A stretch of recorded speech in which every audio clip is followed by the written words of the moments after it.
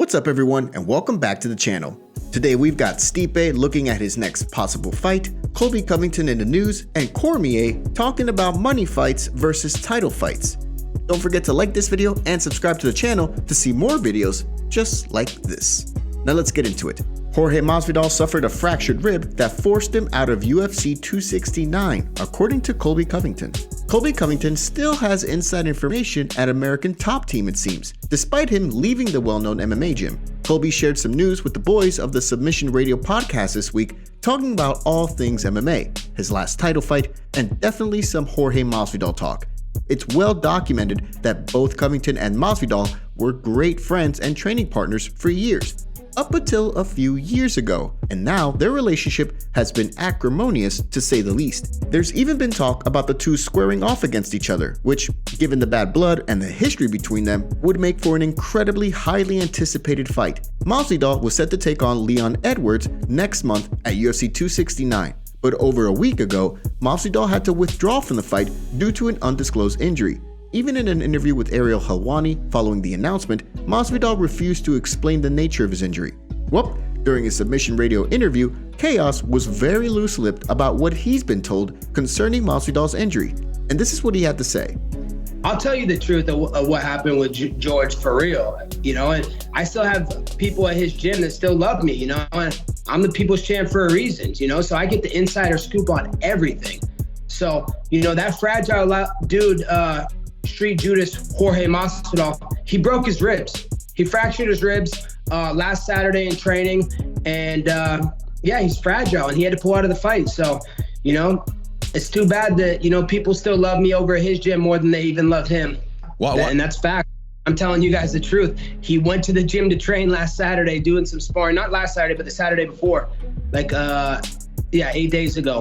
And he went to sparring at the gym, gets his ribs fractured, leaves the gym crying, and goes to the doctor and gets the x-ray, and they determine, it's fractured ribs. Colby didn't stop there. No sir. He went on to badmouth Masvidal some more and mentioned Gamebred's hesitance to say exactly what his injury was that pulled him out of the Leon Edwards fight next month. He's a fragile little, he's a brittle little, he tried to talk about me being fragile. That's the fragilest guy on the roster.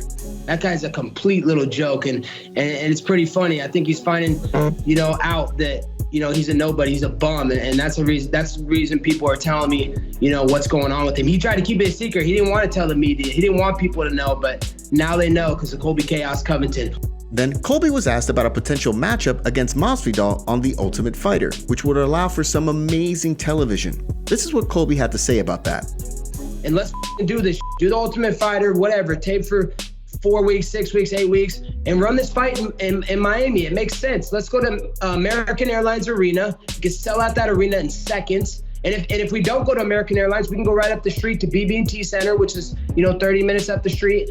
I'll beat his in both arenas. Masvidal had previously said that he's targeting March 2022 for his next fight, whether it would be Edwards or anyone else. But if the UFC pairs up Masvidal against Colby for the next season of The Ultimate Fighter, it would no doubt create a lot of buzz.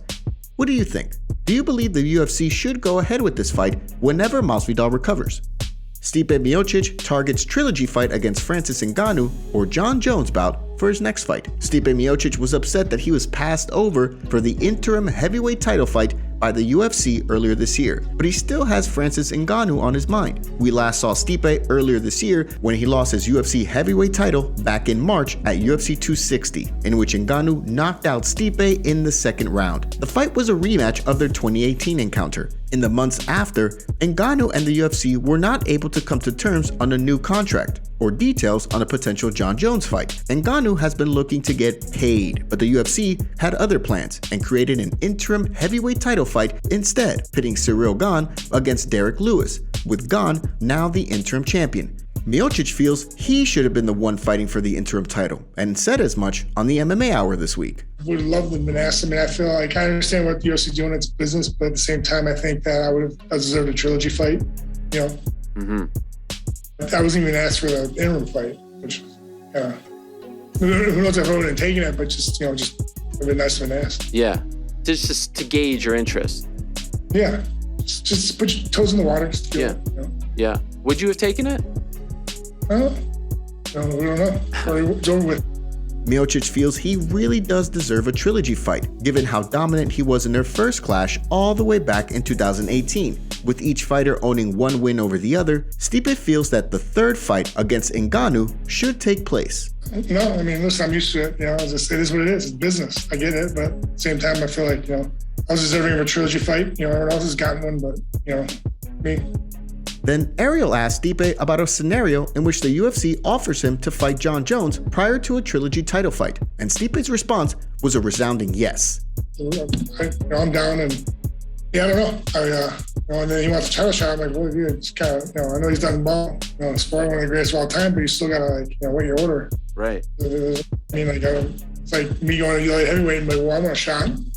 At the moment, Jones is still dealing with some legal issues related to his arrest back on September 24th over alleged domestic violence. He's due in court at the end of November. Still, it looks like Stipe is angling for that trilogy fight with Ngannou above all else. What do you think? Should the UFC grant Stipe's wish for a trilogy fight against Ngannou if the Cameroon native signs a new deal with the promotion and wins his unification fight against Cyril Gane? Real quick, take a second to hit that like button and subscribe to the channel to keep up with the latest fight news. Conor McGregor says he wants to return to the lightweight division. Conor McGregor is doing his best to make sure that there's a serious contender fight whenever he gets back into the octagon. While he is still nursing a broken lower leg, McGregor is incredibly active on social media, poking fun at fighters and getting into some trash talk with whoever dishes it back. But now, McGregor is revealing that what he's looking for specifically is another crack at the lightweight title. Case in point, this week he let it be known that his plan is to take the belt back. Hi lads, here goes. Clicks and the like, your boss and whatnot, the Mac, Santa Claus. I'm facing whoever the has that lightweight title next. Deal with it. Take off your goggles and mark the trilogy unfinished. Deal with that too. The rest mentioned after this. Deal with it. In the tweet, he mentions the trilogy, which is in reference to Dustin Poirier, whom the Irishman had suffered a TKO loss to back in July, which is when he broke his leg. But McGregor clearly thinks that there's unfinished business there. And with Poirier fighting for the lightweight title next month against Charles Oliveira, McGregor is looking to set up another potential clash that could possibly be for the title, should the UFC and his opponent accept. The 33-year-old McGregor has lost back-to-back fights now, both to Poirier this year, and the timetable for his return has yet to be revealed. But Poirier did leave the door open for another McGregor clash, and if UFC President Dana White is in, then why not? What do you make of this whole situation? McGregor says there's unfinished business, but obviously a trilogy you want to. Do you feel like that's done with and that's in your past now? As far as right now, for sure, it's in the past. I'm not even thinking about that. But he says a lot of shit, Keep talking. Dan Hooker makes featherweight limit in test weight cut. UFC lightweight contender Dan Hooker is looking into possibly moving back down in weight. He's recently given a hint of the news in an interview with the Mac Life, although he was a bit coy about the whole thing. Not too sure. Doing a little something at the moment. Are you? You got something in the works? Nah. Yeah. Gotta make your next move your best move.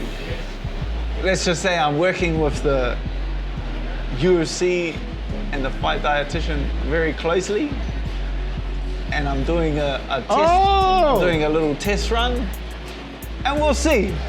Well, this week it became official as the Hangman posted a video on his official Instagram page in which he did indeed make the featherweight limit of 146 pounds. The 31-year-old Kiwi has fought in the UFC's lightweight division since 2017 and is currently ranked number 8 in what is considered historically to be the toughest division in the UFC. As a lightweight, Hooker is 8-4. Hooker previously fought as a featherweight for the promotion from when he made his debut in 2014 until the end of 2016 and went 3-3 in that time.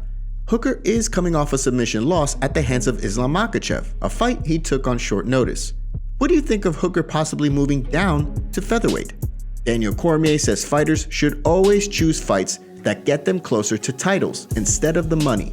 With all that's changed over the past few years in the MMA world, it's become abundantly clear that the championship title fights are no longer the only way to make money in the fight game. Of course, being the champion comes with its perks and a significant step up in tax bracket, but there's now a pattern of top contenders sidestepping title fights in lieu of money fights. One man who's against the idea is Daniel Cormier, who believes that fighters should be chasing belts. On his YouTube channel, Cormier posted a video that he recorded shortly before the Miocic Tate fight. He talks about how Tate, who is coming out of retirement, is doing so because she wants to become a UFC champion again. Cormier then goes on to list some of the recent fighters who've done the opposite, namely Dustin Poirier, who made a ton of money fighting Conor McGregor twice this year, and also mentioned Max Holloway, who has a trilogy featherweight title fight that the UFC is clearly keen to make, but Blessed has openly said he, quote, has other options, namely a potential rematch fight against Conor McGregor. In fact, McGregor is, according to Cormier, the only money fight in MMA, while other fighters are dipping their toes about boxing fights and the like. Cormier, a former champ and self-professed purist of the sport, says it's time for the belt to be the focus again. What happened to the title being the most important thing in all of fighting? What happened to becoming the champion? For a guy like me, I love that belt being strapped around my waist. I could not have imagined anything different. I love the money that came with it, obviously. Made a lot of money doing it. But I'm not sure if I'm in a position of Dustin Poirier, if I'm in the position of a Max Holloway. I don't know what my decision would be, and it's hard for me to blame them when you look at the difference in the numbers that a fight with McGregor brings opposed to a fight with other people. With that said, Cormier says he understands why certain fighters take the money fights instead of the championship fights, and doesn't begrudge anyone for doing so, saying that the money fights should be the title fights. For a long time, all the champions were the money fights, they had the belts. But now the landscape's changing, the sports world is changing, and I think fighters are starting to change with it. But I do believe that it all comes back around to that championship. So it ultimately goes right back to that 13 pounds of gold. And you have to hope that in that money fight, it elevates you to the point that you become the man at the top of the marquee that can move that needle. What do you make of Cormier's decision? Let us know in the comments section below if you agree or disagree. Today's video was jam-packed with all sorts of stories from the MMA world. What do you make of what's going on in the fight world? Don't forget to smash the like button and subscribe to the channel to see more videos just like this. See you next time.